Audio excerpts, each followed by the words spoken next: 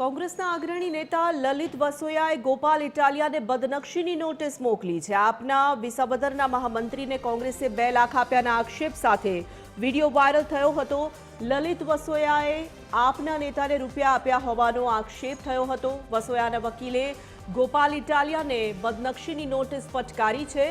પુરાવા ન હોવા છતાં મીડિયામાં ખોટી બદનામી બદલ નોટિસ આપવામાં આવી છે। ઇટાલિયાને રૂપિયા 10 કરોડ 7 દિવસમાં ચૂકવવા માટેની નોટિસ ફટકારવામાં આવી છે।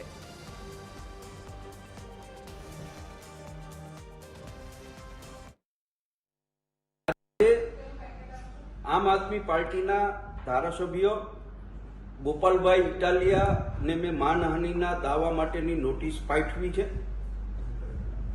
વિસાવદર ધારાસભાની પેટા ચૂંટણીની અંદર ગોપાલ ઇટાલિયાએ સ્ટ્રિંગ ઓપરેશનના નામે ખોટી રીતે મને જે બદનામ કરવા માટેનો પ્રયત્ન કર્યો હતો, એ પ્રયત્ન બાદ મેં મારી ગુજરાત પ્રદેશ કોંગ્રેસના સૌ આગેવાનો સાથે, મારા એડવોકેટ સાથે મેં વાત પણ કરી છે અને મારી માનહાનિ થઈ હોય એવું હું માની રહ્યો છું ને એટલા માટે ગોપાલ ઇટાલિયા સામે 10 કરોડના દાવા માટેની નોટિસ મેં આજે એમને આપી છે।